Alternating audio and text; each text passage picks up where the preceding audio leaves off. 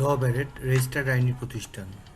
Supreme court, high court, জেলা court, ক্রেতা সুরক্ষা আদালত প্রভৃতি কোর্টে যে কোনো আইনি সমস্যায় আমরা সর্বদা আপনার পাশে।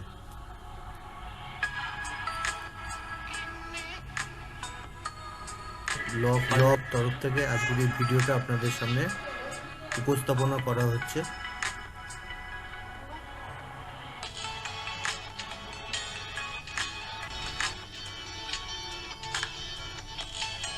আজকের সাবজেক্ট খুবই একটা গুরুত্বপূর্ণ, এটা সবাইকে মন দিয়ে দেখার জন্য অনুরোধ করা হচ্ছে।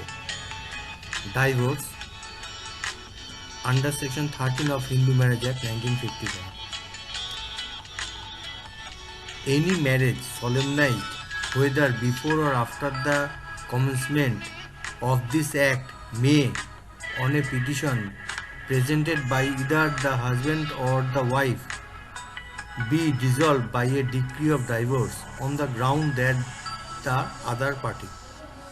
ডাইভোর্স মানে বিবাহ বিচ্ছেদ। এটা আমাদের প্রায়শই শুনতে হয় কারুর চেনাশোনার মধ্যে কি নিজের ফ্যামিলির মধ্যে কি আশেপাশের লোকেদের, যে হাজব্যান্ড ওয়াইফ মানে স্বামী স্ত্রীর মধ্যে বনিবনা হচ্ছে না কোনো কারণবশত, তাই জন্য ডাইভোর্স ফাইল হয়েছে, কি বিবাহ বিচ্ছেদের জন্য কেস ফাইল হয়েছে। তো সেই কারণগুলো নিয়ে আমরা ডিটেলসে বলছি। Has after the solemnization of the marriage had voluntarily sexual intercourses with any person other than his or her spouse. বিয়ের পরে solemnization of marriage, বিয়ের পরে ইচ্ছাকৃতভাবে ভলেন্টারিলি সেক্সুয়াল ইন্টারকোর্স করছে with any person other than his or হাওয়ার spouse, মানে তার স্বামী স্ত্রী বাদ দিয়ে অন্য কেউ ইন্টারকোর্স করছে, এই একটা ভ্যালিড কারণ হতে পারে ডিভোর্সের। Has after the solemnization of the marriage treated the petitioner with cruelty মানে অত্যাচার করছে স্বামী স্ত্রীর মধ্যে কেউ, সে একটা কারণ। Has deserted the petitioner for a continuous period of not less than 2 years immediately preceding the presentation of the petition. Continuous পিরিয়ডে নট লেস দেন 2 years মানে স্বামীর যে ডেজার্টেশন যেটা রয়েছে সেই একটা কারণ হতে পারে। Has ceased to be a Hindu by conversion to another religion, হিন্দু ধর্ম থেকে অন্য ধর্মে চলে যাওয়া, হিন্দু ধর্মকে মানে বন্ধ, মানে হিন্দু ধর্ম থেকে আমি অন্য ধর্ম গ্রহণ করলাম, সেটাও একটা কারণ হতে পারে। Has bin incurably of unsound mind or has been suffering continuously or intermittently from mental disorder of such a kind and to such an extent that the petitioner cannot reasonably be expected to live with the respondent. Unsound mind suffering continuously or intermittently from the mental disorder of such kind or such extent that the petitioner মানে unsound mind কি mental disorder এই সব কারণও হতে পারে divorce. Has been suffering from a violent and incurable from a leprosy একটা কারণ হতে পারে। Has been suffering from venereal diseases in a communicable form, এই একটা কারণ হতে পারে। Has renounce the world by entering any religion order, এটা কারণ হতে পারে। has not been heard of as being alive for a period of 7 years or more by those persons who would naturally have heard of it had that party been alive. 7 বছরের বেশি, যেটা দেখা যাচ্ছে যে একসঙ্গে নেই কি তারা মানে জানে না কোথায় চলে গেছে, নিরুদ্দেশ হয়ে গেল 7 বছর বেশি ধরে, সে একটা কারণ হতে পারে।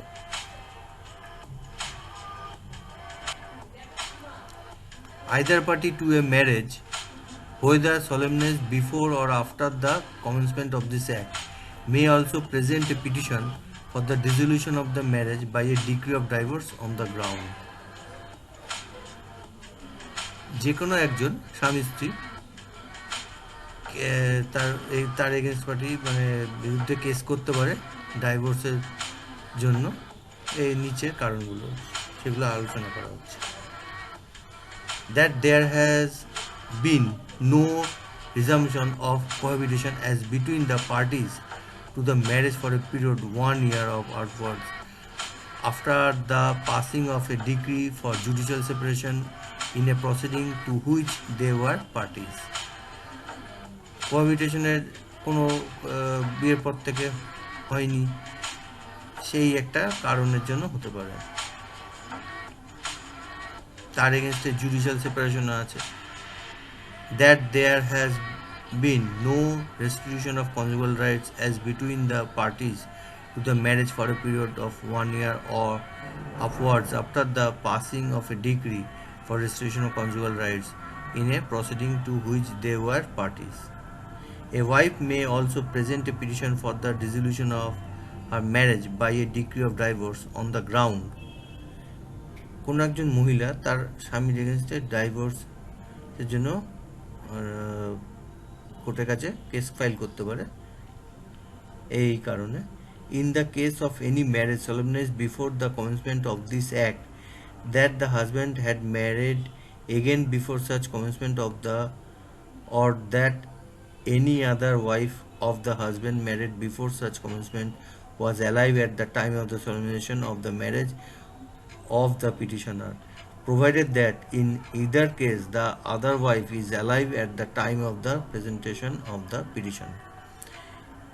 দেখা যাচ্ছে যে স্বামী যে স্ত্রীকে বিয়ে করেছে সে বিয়ে করার আগেই সে স্বামীর অন্য কোনো বিয়ে করা বউ রয়েছে এবং সে জীবিত রয়েছে, তাহলে সেই ক্ষেত্রে যাকে দ্বিতীয়বার বিয়ে করেছে সেই মহিলা সেই স্বামীর এগেনস্টে এই কেস করতেই পারে। কারণ আমাদের হিন্দু আইন অনুযায়ী একজন স্বামী মানে একজন ছেলে দুটো বিয়ে করা যাবে না একসঙ্গে। That the husband has since the solemnization of the marriage been guilty of rape, sodomy or bestiality. যদি দেখা যায় যে হাজব্যান্ডের বিয়ে করার সময় মানে আগে পরে যে কোনো একটা সময় যে গিল্টি অফ রেপ ধর্ষণ কেসের অভিযুক্ত মানে কেস চলছে, আসামি হয়েছে, তারপরে শাস্তি পেয়েছে, তাহলে এই ক্ষেত্রেও ডিভোর্সের ফাইল করা যেতে পারে। That in a suit under Section 18 of Hindu Adoption and Maintenance Act 1956 or in a proceeding under Section 125 of the Code of Criminal Procedure 1973 or under the corresponding Section 488 of the Code of Criminal Procedure 1898, a decree or order, as the case may be, has been passed against the husband awarding maintenance to the wife, notwithstanding that she was living apart from that since the passing of such decree or order, cohabitation between the parties has not been resumed for 1 year or upwards. এই একটা কারণ হতে পারে যে কোনো একটা এই section যেগুলো বলা হলো সেই হিসেবে যে এই ডিক্রি আর অর্ডার পাস হয়েছে যে কোনো একটা যে স্বামীর এগেনস্ট দ্য হাজব্যান্ড অ্যাওয়ার্ডিং মেনটেন্যান্সের অ্যাওয়ার্ড দেওয়া হয়েছে যে টু দ্য ওয়াইফ নট মানে বউয়ের প্রতি মেনটেন্যান্স দেওয়ার অর্ডার হয়েছে that she was living apart the since passing of such decree order cohabitation between the parties has not been resume for 1 year, 1 বছরের বেশি ধরে এরকম অর্ডার হয়েছে এবং তারা কোহাবিটেশনের মধ্যে নেই, তাহলে সেক্ষেত্রেও হতে পারে। দ্যাট আর marriage whether consummated or not was solemnized before she attained the age of 15 years and she has repudiated the marriage after attaining that age but before attaining the age of 18 years. এটা হতে পারে যে 15 ইয়ার্সে তো বিয়ে হয়েছে যে বিয়ের সময়টা এবং কিন্তু সে 18 বছরও বিয়ে হয়নি, তাহলেও হতে পারে ডিভোর্সের জন্য স্বামীর এগেনস্টে কেস ফাইল করতেই পারে। ডাইভোর্স প্রসিডিংস মানে বিবাহ বিচ্ছেদের কীভাবে প্রসিডিংস হচ্ছে। Subject to the provision of this act, a petition for dissolution of marriage by a decree of divorce may be presented to the district court by both the parties to a marriage together, whether such marriage was solemnized before or after the commencement of the marriage laws. এটা as per section 13A of Hindu Marriage Act 1955 হিসেবে বলা হচ্ছে যে ডিভোর্সের প্রসিডিংটা কীভাবে হবে। ডিভোর্সের প্রসিডিংটা হচ্ছে যে স্বামী কি স্ত্রী যার বিরুদ্ধেই যে কেস করুক না কেন সেটা করতে হবে তার জুরিডিকশনের ডিস্ট্রিক্ট কোর্টই একমাত্র পারবে এই কেসটা নিতে।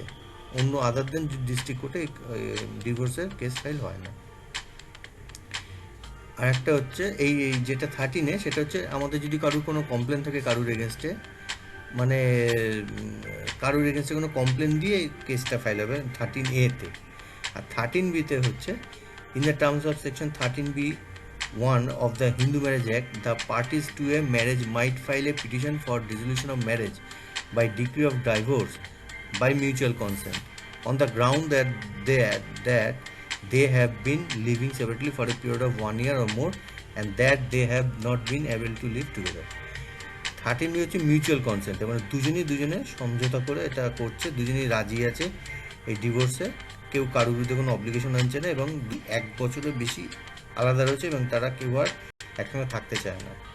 এই গ্রাউন্ডের উপরে 13B মানে মিউচুয়াল কনসেন্টে ডিভোর্স হয়।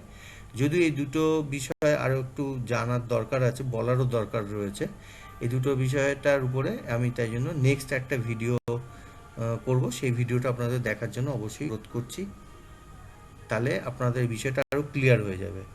13(1) এর যে 13A আর 13B হিন্দু ম্যারেজ অ্যাক্ট 1955 এর ডিটেলসটা।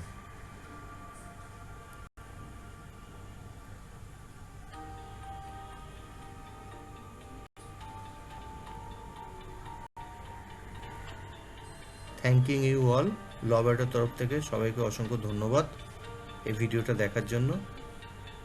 এই ভিডিও সম্পর্কে কারো যদি কোনো কিছু জানার থাকে তাহলে অবশ্যই কমেন্টস বক্সে কমেন্ট করুন, কিংবা অন্য কিছু যদি বিষয়ে জানার থাকে, কি নতুন কোনো ভিডিও দেখার ইচ্ছা থাকে, সেই বিষয়ে যদি কিছু জানানোর থাকে তাহলে অবশ্যই কমেন্টস বক্সে কমেন্ট করুন। প্রচুর পরিমাণে লাইক করুন, সাবস্ক্রাইব অল করুন এবং শেয়ার করুন, যাতে করে সবাই এই ভিডিওটা দেখতে পারে এবং উপকৃত হয়। ধন্যবাদ।